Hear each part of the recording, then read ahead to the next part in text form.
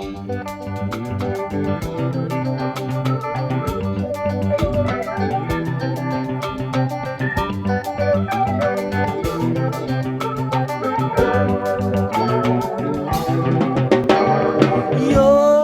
rain falls like crazy fingers, peals of fragile thunder, keeping time. Recall the days that still ought to come. Some sing blue. Hang your heart on a laughing willow, straight down to the water, deep sea of love. Beneath the sweet, calm face of the sea, swift undertow. Life may be sweeter for this, I don't know. See how it feels in the end. May lady lullaby sing plainly for you, soft, strong, sweet and true. Cloud hands reaching from the rainbow, tapping at the window, touch your head. So swift and bright, strange fingers of light flow in air. Who can stop what must arrive now? Something new is waiting to be born. Dark as the night, you're still by my side. Shine inside. Gone are the days we stopped to decide where we should go. We just ride. Gone are the broken eyes we saw through in dreams. Gone both dream and lie.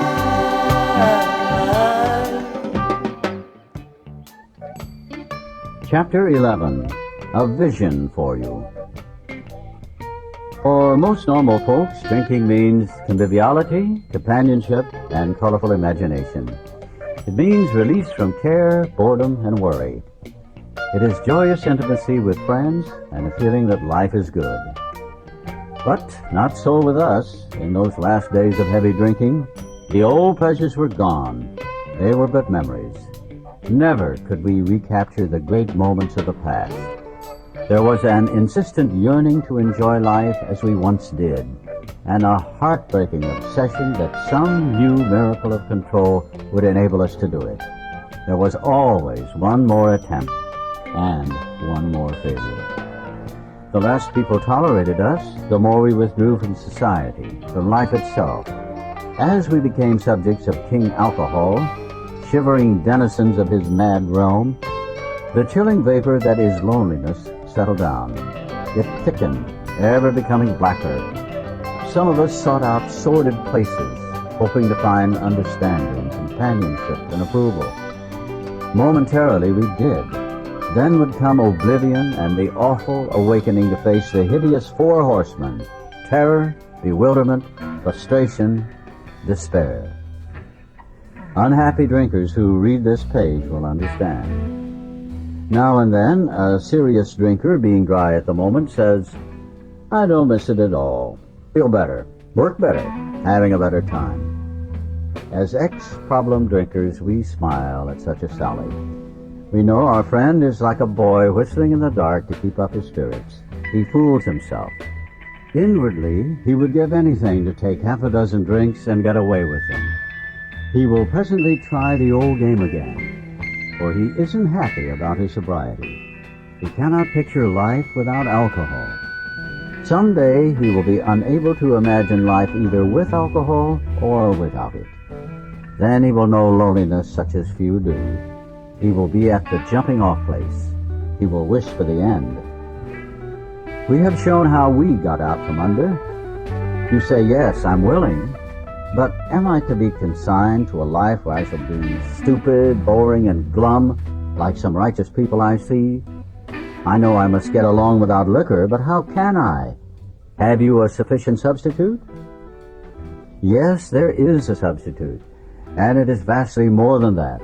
It is a fellowship in Alcoholics Anonymous. There you will find release from care, boredom, and worry. Your imagination will be fired. Life will mean something at last. The most satisfactory years of your existence lie ahead. Thus we find the fellowship, and so will you. How is that to come about, you ask? Where am I to find these people? You are going to meet these new friends in your own community. Near you, alcoholics are dying helplessly like people in a sinking ship. If you live in a large place, there are hundreds. High and low, rich and poor, these are future fellows of Alcoholics Anonymous. Among them, you will make lifelong friends. You will be bound to them with new and wonderful ties, for you will escape disaster together, and you will commence shoulder to shoulder your common journey. Then you will know what it means to give of yourself, that others may survive and rediscover life. You will learn the full meaning of love thy neighbor as thyself. It may seem incredible that these men are to become happy, respected, and useful once more. How can they rise out of such misery, bad repute, and hopelessness? The practical answer is that since these things have happened among us, they can happen with you.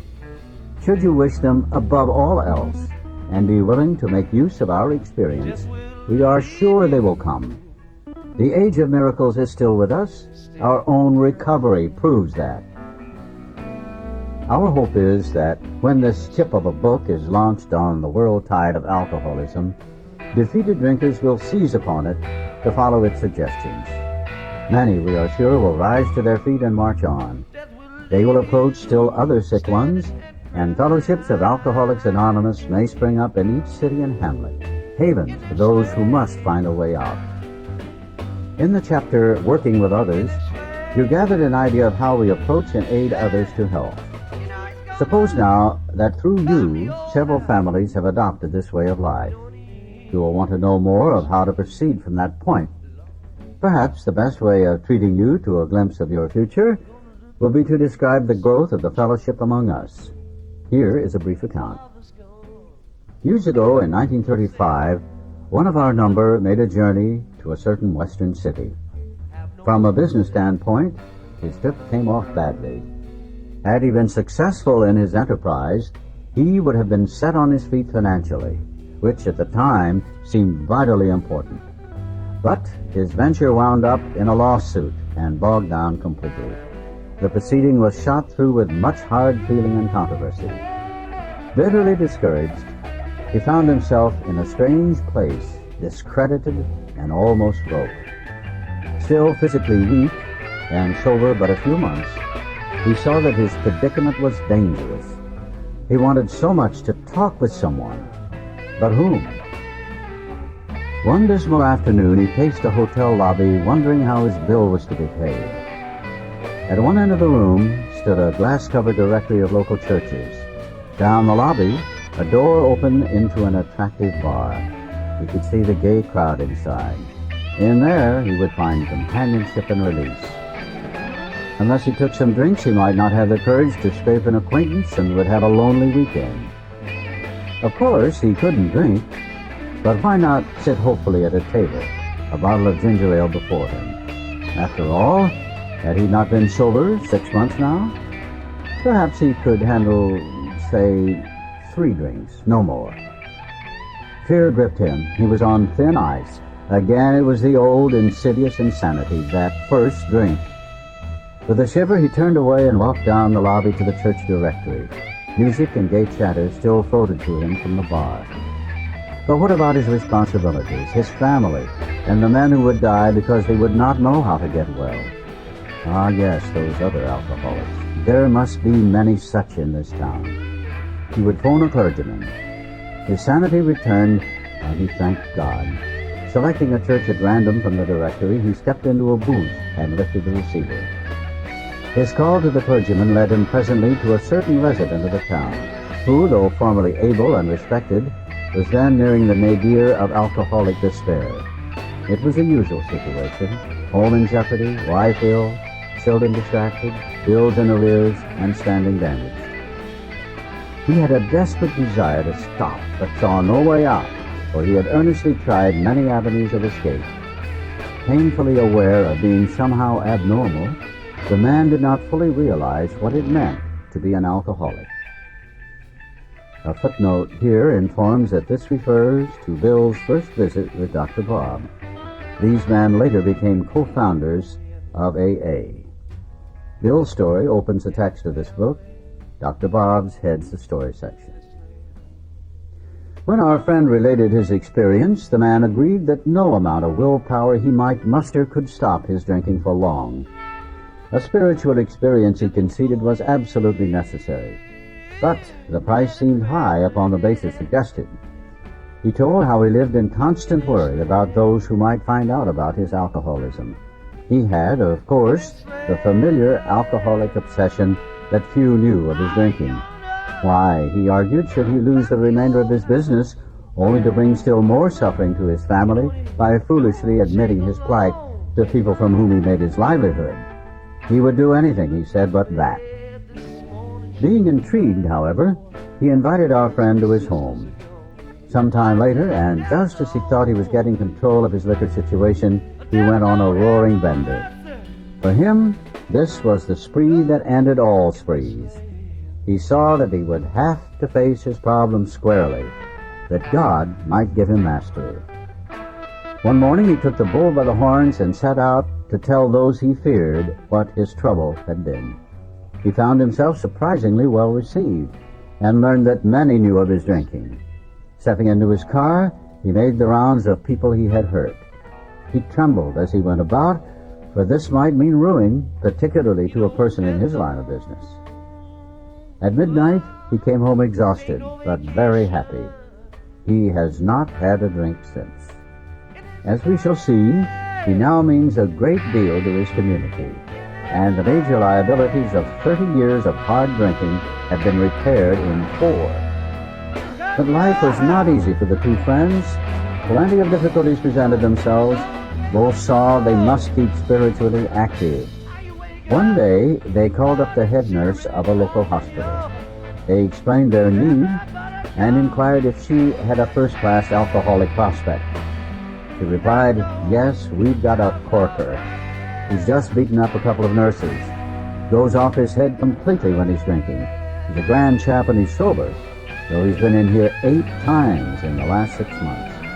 Understand he was once a well-known lawyer in town, but just now we've got him strapped down tight." A footnote tells us that this refers to Bill's and Dr. Bob's first visit to AA number 3. This resulted in AA's first group at Akron, Ohio in 1935. Here was a prospect, all right, but by the description, none too promising. The use of spiritual principles in such cases was not so well understood as it is now. But one of the friends said, "Put him in a private room. He'll be down." 2 days later, a future fellow of Alcoholics Anonymous stared glassily at the strangers beside his bed. "Who are you fellows, and why this private room? I was always in a ward before," said one of the visitors. "We're giving you a treatment for alcoholism." Hopelessness was written large on the man's face as he replied, "Oh, but that's no use. Nothing would fix me. I'm a goner. The last 3 times I got drunk on the way home from here. I'm afraid to go out the door. I can't understand it. For an hour, the two friends told him about their drinking experiences. Over and over he would say, that's me, I drink like that. The man in the bed was told of the acute poisoning from which he suffered, how it deteriorates the body of an alcoholic and warps his mind. There was much talk about the mental state preceding the first drink. Yes, that's me, said the sick man, the very image. You fellows know your stuff all right, but I don't see what good it'll do. You fellows are somebody. I was once, but I'm a nobody now. From what you tell me, I know more than ever I can't stop. At this, both visitors burst into a laugh. Said the future fellow anonymous, damn little to laugh about that I can see. The two friends spoke of their spiritual experience and told him about the course of action they carried out. He interrupted. I used to be strong for the church, but that won't fix it. I've prayed to God on hangover mornings and sworn that I'd never touch another drop, but by 9 o'clock I'd be boiled as an owl. Next day found the prospect more receptive. He'd been thinking it over. Maybe you're right, he said. God ought to be able to do anything.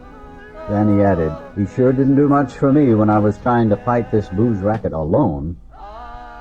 On the third day, the lawyer gave his life to the care and direction of his Creator and said he was perfectly willing to do anything necessary. His wife came, scarcely daring to be hopeful, though she thought she saw something different about her husband already. He had begun to have a spiritual experience. That afternoon he put on his clothes and walked from the hospital a free man. He entered a political campaign, making speeches, frequenting men's gathering places of all sorts, often stayed up all night. He lost the race by only a narrow margin, but he had found God, and in finding God, had found himself. That was in June 1935. He never drank again. He too has become a respected and useful member of his community. He has helped other men recover and is a power in the church from which he was long absent. So you see, there were 3 alcoholics in that town who now felt they had to give to others what they had found or be sunk. After several failures to find others, a 4th turned up. He came through an acquaintance who had heard the good news. He proved to be a devil-may-care young fellow whose parents could not make out whether he wanted to stop drinking or not. They were deeply religious people, much shocked by their son's refusal to have anything to do with the church. He suffered horribly from his sprees, but it seemed as if nothing could be done for him. He consented, however, to go to the hospital, where he occupied the very room recently vacated by the lawyer. He had 3 visitors. After a bit he said, the way you fellows put this spiritual stuff makes sense. I'm ready to do business. I guess the old folks are right after all. So one more was added to the fellowship. All this time, our friend of the hotel lobby incident remained in that town. He was there 3 months. He now returned home, leaving behind his first acquaintances, the lawyer and the devil-may-care chap. These men had found something brand new in life. Though they knew they must help other alcoholics if they would remain sober, that motive became secondary. It was transcended by the happiness they found in giving themselves for others. They shared their homes, their slender resources, and gladly devoted their spare hours to fellow sufferers. They were willing by day or night to place a new man in the hospital and visit him afterward. They grew in numbers. They experienced a few distressing failures, but in those cases, they made an effort to bring the man's family into a spiritual way of living, thus relieving much worry and suffering. A year and 6 months later, these 3 had succeeded with 7 more. Seeing much of each other, scarce an evening passed that someone's home did not shelter a little gathering of men and women, happy in their release and constantly thinking how they might present their discovery to some newcomer. In addition to these casual get-togethers, it became customary to set apart one night a week for a meeting, to be attended by anyone or everyone interested in a spiritual way of life. Aside from fellowship and sociability, the prime object was to provide a time and place where new people might bring their problems. Outsiders became interested. One man and his wife placed their large home at the disposal of this strangely assorted crowd. This couple has since become so fascinated that they have dedicated their home to the work. Many a distracted wife has visited this house to find loving and understanding companionship among women who knew her problem, to hear from the lips of their husbands what had happened to them, to be advised how her own wayward mate might be hospitalized and approached when next he stumbled. Many a man, yet days from his hospital experience, has stepped over the threshold of that home into freedom. Many an alcoholic who entered there came away with an answer. He succumbed to that gay crowd inside, who laughed at their own misfortunes and understood his. Impressed by those who visited him at the hospital, he capitulated entirely when, later, in an upper room of this house, he heard the story of some man whose experience closely tallied with his own. The expression on the faces of the women, that indefinable something in the eyes of the men, the stimulating and electric atmosphere of the place, conspired to let him know that here was haven at last. The very practical approach to his problems, the absence of intolerance of any kind, the informality, the genuine democracy, the uncanny understanding which these people had were irresistible. He and his wife would leave elated by the thought of what they could now do for some stricken acquaintance and his family. They knew they had a host of new friends. It seemed they had known these strangers always. They had seen miracles, and one was to come to them. They had visioned the great reality, their loving and all-powerful Creator. Now this house will hardly accommodate its weekly visitors, for they number 60 or 80 as a rule. Alcoholics are being attracted from far and near. From surrounding towns, families drive long distances to be present. A community 30 miles away has 15 fellows of Alcoholics Anonymous. Being a large place, we think that someday its fellowship will number many hundreds. A footnote reminds us here that this was written in 1939. But life among Alcoholics Anonymous is more than attending gatherings and visiting hospitals. Cleaning up old scrapes, helping to settle family differences, explaining the disinherited son to his irate parents, lending money and securing jobs for each other when justified, these are everyday occurrences. No one is too discredited or is sunk too low to be welcomed cordially if he means business. Social distinctions, petty rivalries, and jealousies, these are laughed out of countenance. Being wrecked in the same vessel, being restored and united under one God, with hearts and minds attuned to the welfare of others, the things which matter so much to some people no longer signify much to them. How could they? Under only slightly different conditions, the same thing is taking place in many eastern cities. In one of these, there is a well-known hospital for the treatment of alcoholic and drug addiction. 6 years ago, one of our number was a patient there. Many of us have felt for the first time the presence and power of God within its walls. We are greatly indebted to the doctor in attendance there, for he, although it might prejudice his own work, has told us of his belief in ours. Every few days, this doctor suggests our approach to one of his patients. Understanding our work, he can do this with an eye to selecting those who are willing and able to recover on a spiritual basis. Many of us former patients go there to help.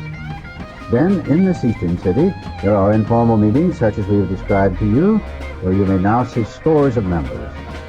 There are the same fast friendships. There is the same helpfulness to one another as you find among our Western friends. There's a good bit of travel between East and West, and we foresee a great increase in this helpful interchange. Someday, we hope that every alcoholic who journeys will find a fellowship of Alcoholics Anonymous at his destination. To some extent, this is already true. Some of us are salesmen and go about. Little clusters of 2s and 3s and 5s of us have sprung up in other communities to contact with our 2 larger centers.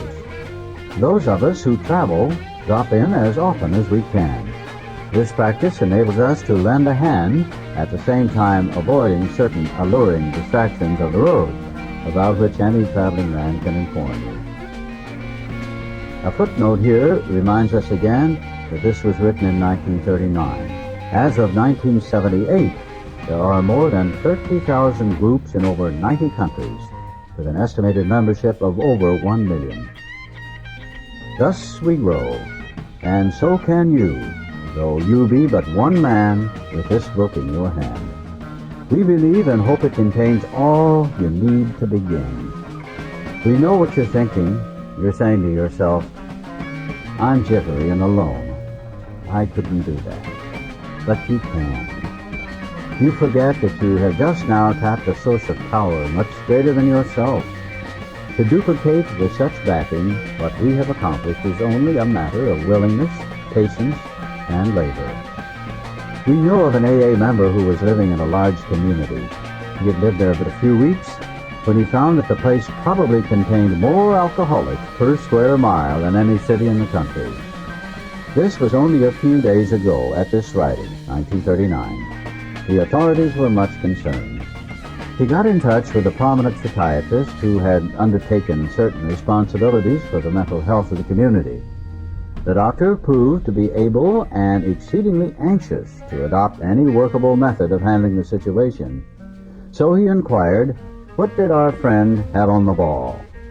Our friend proceeded to tell him, and with such good effect that the doctor agreed to a test among his patients and certain other alcoholics from a clinic which he attends.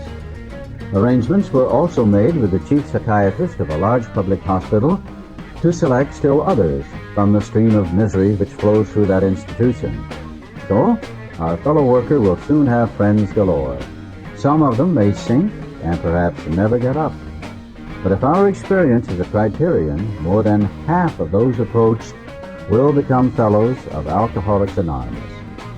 When a few men in this city have found themselves and have discovered the joy of helping others to face life again, there will be no stopping until everyone in that town has had his opportunity to recover if he can and will.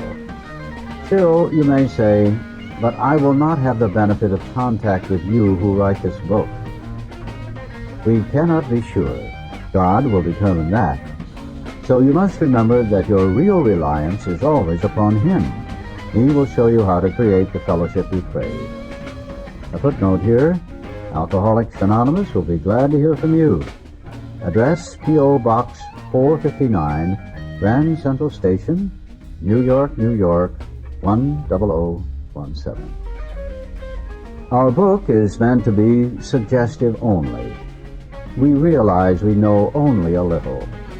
God will constantly disclose more to you and to us. Ask Him in your morning meditation what you can do each day with a man who is still sick. The answers will come if your own house is in order. But, obviously, you cannot transmit something you haven't got. See to it that your relationship with Him is right, and great events will come to pass for you and countless others. This is the great fact for us. Abandon yourself to God as you understand God. Admit your faults to Him and to your fellows. Clear away the wreckage of your past. Give freely of what you find and join us. We shall be with you in the fellowship of the Spirit, and you will surely meet some of us as you trudge the road of happy destiny.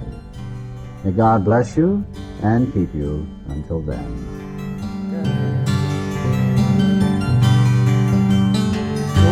Mountain water, the jade merchant's daughter, mountains of the moon, Electra Bell, and bend to me.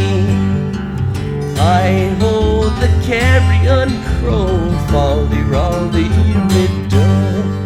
I hold the carrion crow, bow and bend to me.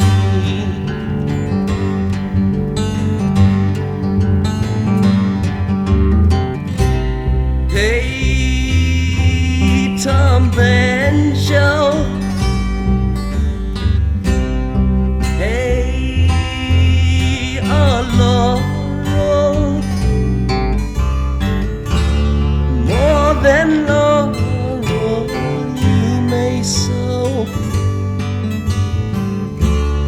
More than laurel you may sow. the city in the rain.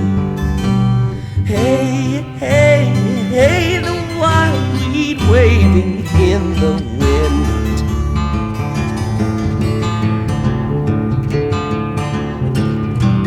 20 degrees of solitude, 20 degrees in all the dancing kings and wives assembled in the hall.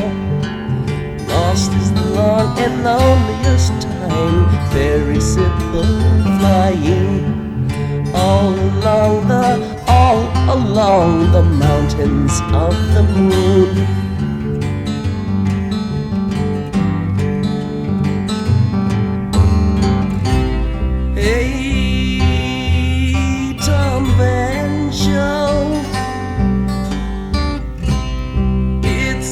Time to matter. The earth will see you on through this time. The earth will see you on through this time. Down by the border, the Marsh King's daughter, did you know? Clothed in tatters, always will be Tom, where did you go?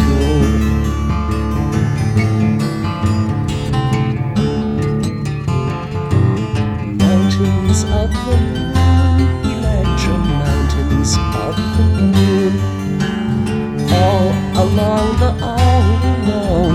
mountains of the moon.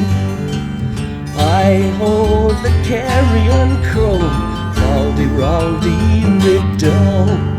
I hold the carrion crow, bow and bend to me.